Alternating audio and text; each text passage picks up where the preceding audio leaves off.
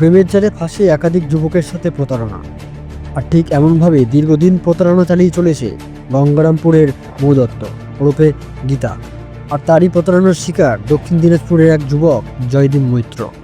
ঘটনা সূত্রে জানা যায়, গত ১.৫ বছর আগে জয়দীপ মৈত্রের সাথে মৌ দত্ত একটি সম্পর্কে লিপ্ত হন এবং দুজনেই দক্ষিণ দিনাজপুরের বাসিন্দা। মৌ দত্তের বাবার নাম নারায়ণ দত্ত।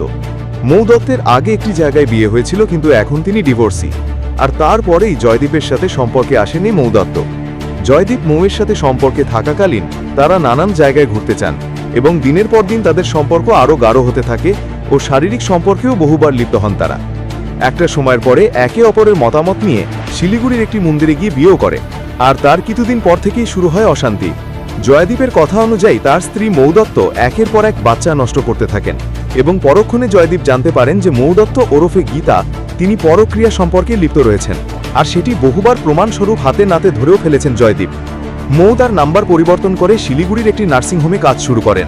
তার ফলে জয়দীপের সাথে মৌয়ের ১.৫ মাস কোনো যোগাযোগ ছিল না। তারপরে শুরু হয় ব্ল্যাকমেল।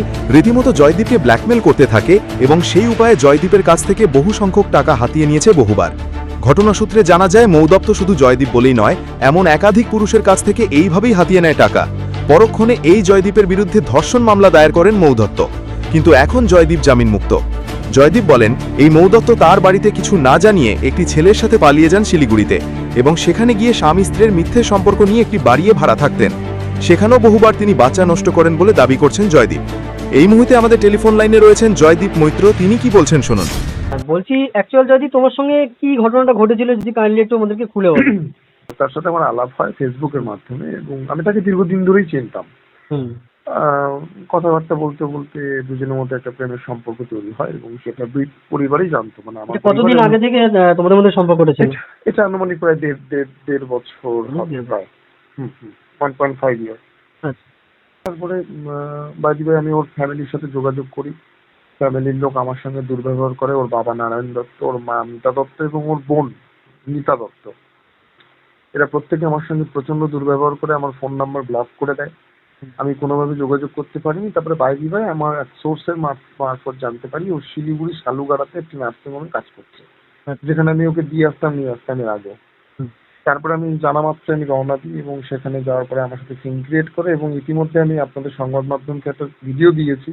সেটি শিলিগুড়ি জংশন বাস স্ট্যান্ডে গত শনিবার, তার আগের শনিবারে আমি দাঁড়িয়েছিলাম। তখন ও একটি অন্য পর পুরুষের সাথে আমি তাকে হাতে নাতে ধরি, যেটি আমি আমার ফেসবুক প্রোফাইল থেকে ছেড়েছিলাম, অলরেডি ভাইরাল।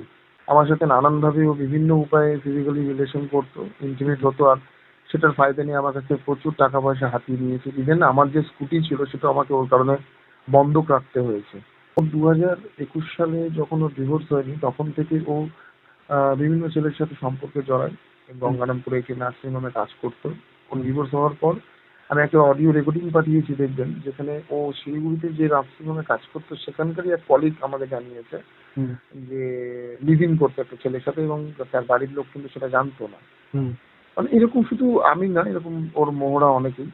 এবং ইভেন আবার এতটা সে মানে ফ্রেমলেস যে এখনো আরেকটি ছেলের সাথে সম্পর্কে জড়িয়ে। আমি তাকে অনেকবার সুযোগ দিয়েছি এবং আমি এটাও বলেছি যে ঠিক আছে, যা হয়েছে হয়েছে, আসো সলিউশন করি, শর্ট আউট করি, বসে এক জায়গায় মানে মীমাংসা করি, আবার নতুন করে শুরু করা যায়। তো এমতো অবস্থায় আমি যখন ওকে শনিবার হাতে নাতে ধরি, ও বাড়িতে ফিরে আমার নামে মিথ্যে একটি ধর্ষণের মামলা দেয়। এবং মিথ্যে ধর্ষণের মামলাটা দেওয়ার পর আমি সঙ্গে সঙ্গে আমার জন্য অ্যান্টিসেপ্টিভ বেল অ্যাপ্লাই করি কোর্টে। আমাদের বাড়ির সামনেই কোর্ট, গঙ্গারামপুর মহকুমা আদালতে। সেখানে বিচারক আমাকে জামিন দিয়ে দেন সাথে সাথে। কারণ অ্যাজ পার ইন্ডিয়ান লতে একটা কথা লেখা আছে যে যদি কোনো অ্যাডাল্ট পারসন ফিজিক্যালি ইন্টিমেট হয় অ্যাজ কনসাসনেস, সেটি কখনো ক্রিমিনাল অফেন্স না, স্বেচ্ছায় যদি করে। এবং সেই কারণেই আমাকে কিন্তু অলরেডি আমাকে জামিনে মুক্ত করেছে। এবং আমার আস্থা আছে আইনের প্রতি যে ও যে আমার বিরুদ্ধে ধর্ষণের মামলাটা নিয়ে এসেছে এটি পুরোপুরি মিথ্যে। এটা করার একটাই কারণ, যেহেতু আমি এই গীতা দত্তর মৌ দত্তকে প্রচন্ড হারে এক্সপোজ করেছি, তার সত্যি আমি সামনে নিয়ে এসেছি। এবং যাকে এখন ও নতুন ভাবে ধরেছে, শিকার বানিয়েছে, তার কাছ থেকে ক্রমাগত টাকা নিচ্ছে। তার এজ প্রায় 42 ইয়ার্স, সম্ভবত বাড়ি রানাঘাট এবং কলকাতা মেডিকেল কলেজে কাজ করে। সে নাকি তার সঙ্গে রাত বিরেতে গল্প করে এখনো। ওর বোন ঘুমিয়ে যাওয়ার পর, ওর মা বাবা ঘুমিয়ে যাওয়ার পর ভিডিও কলিং করে। আমি সোর্স মারফত খবর পেয়েছি। আর আমি চাইছি আমার সাথে যে ঘটনাটা ঘটেছে আর যেন 10টা জয়দীপের সাথে না ঘটে। এই ঘটনা নিয়ে জয়দীপ মানসিক দিক থেকে অনেকটাই ভেঙে পড়েছেন বলে জানান সংবাদ মাধ্যমকে, এবং তিনি বলেন যাতে দ্বিতীয়বার যেন অন্য কোনো ছেলের সাথে দুর্ব্যবহার না হয় এবং এই মৌ দত্তের যেন শাস্তি হয়, আর কোনো ছেলে যেন ওর মিথ্যে প্রলোভনে না পড়ে। এবং তিনি এও বলেন যদি সে সমস্ত ভুল স্বীকার করে তার কাছে আসেন তাহলে তিনি একটি সিদ্ধান্তে আসবেন। Bureau report, RNTV Bangla. শুধুই খবর নয়, একমাত্র সত্য খবর। সত্য খবরের সন্ধানে আমরা, RNTV বাংলা, সততার প্রতিশ্রুতি।